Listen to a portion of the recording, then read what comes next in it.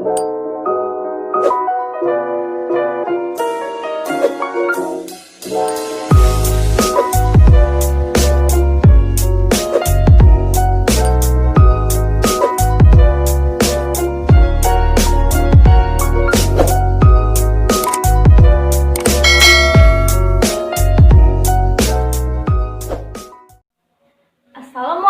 warahmatullahi wabarakatuh. Kembali lagi dengan saya Bu Ariska dalam pembelajaran Bahasa Indonesia kelas 12.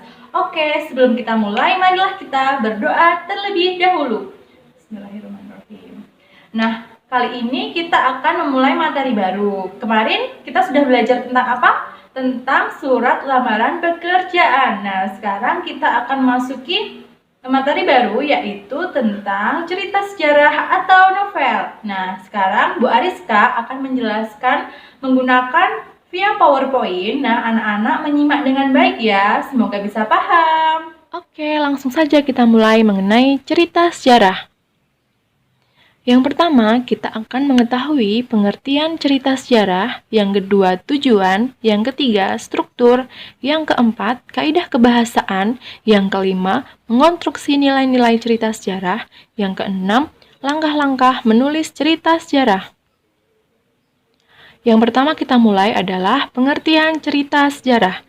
Cerita sejarah dapat dijelaskan sebagai karangan atau cerita yang menyajikan suatu peristiwa atau kejadian, serta bagaimana peristiwa itu berlangsung berdasarkan urutan waktu. Tujuan cerita sejarah adalah yang pertama, ekspositoris, bertujuan memperluas pengetahuan pembaca. Yang kedua, sugestif, merangsang daya khayal pembaca. Tujuan utamanya adalah untuk memberi makna atas peristiwa atau kejadian sebagai suatu pengalaman. Yang ketiga adalah struktur cerita sejarah. Yang pertama ada orientasi. Orientasi itu adalah bagian yang menunjukkan awal kejadian cerita atau latar belakang terjadinya peristiwa. Yang kedua adalah komplikasi. Itu adalah kondisi mulai timbul konflik antara tokoh utama dengan tokoh yang lainnya. Kemudian ada soluasi, kondisi konflik yang mulai menurun dan mengarah pada tuntutan terhadap suatu hal, terutama dari pelaku utama. Kemudian reorientasi berisi opini atau komentar penulis tentang peristiwa yang diceritakan di dalam teks. Yang keempat, kita akan membahas tentang kaidah kebahasaan cerita atau novel sejarah. Yang pertama, menggunakan kata benda atau kata ganti tertentu. Yang kedua, menggunakan tokoh sentral. Yang ketiga, menggunakan kata sifat yang menjelaskan frasa nominal. Kemudian, menggunakan kata hubung atau konjungsi. Kemudian, menggunakan kata yang menggambarkan kejadian masa lampau. Dan yang terakhir, menggunakan frase adverbial.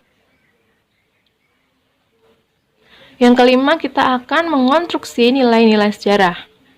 Dengan yang pertama ada nilai moral, nilai sosial atau kemasyarakatan, nilai religi atau keagamaan, nilai pendidik atau edukasi, nilai estetis atau keindahan, kemudian ada nilai etika, nilai politis, nilai budaya, dan nilai kemanusiaan, serta nilai psikologis, nilai filosofis, nilai historis atau kejadian, nilai hukum, nilai ekonomi, nilai perjuangan.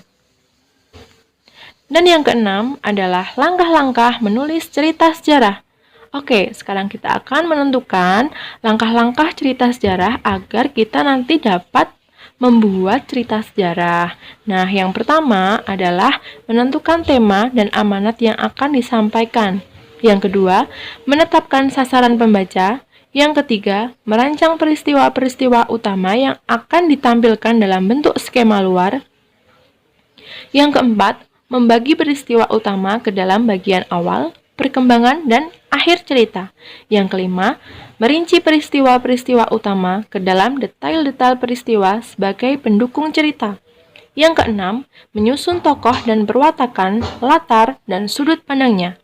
Yang ketujuh, memahami EBI dan menerapkannya. Yang kedelapan, menyusun kalimat-kalimat dalam bentuk paragraf.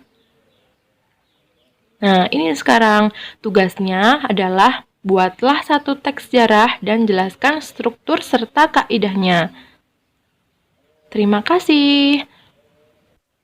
Nah, itu tadi adalah penjelasan dari Ibu mengenai teks sejarah atau novel. Apabila ada yang ditanyakan, bisa di kolom komentar, dan juga presensi juga di kolom komentar. Oke, dan untuk tugasnya jangan lupa dikerjakan dan dikirim di JP Kelas. Mungkin itu saja dari Ibu. Tetap jaga kesehatan dan selalu semangat dalam belajar. Wassalamualaikum warahmatullahi wabarakatuh.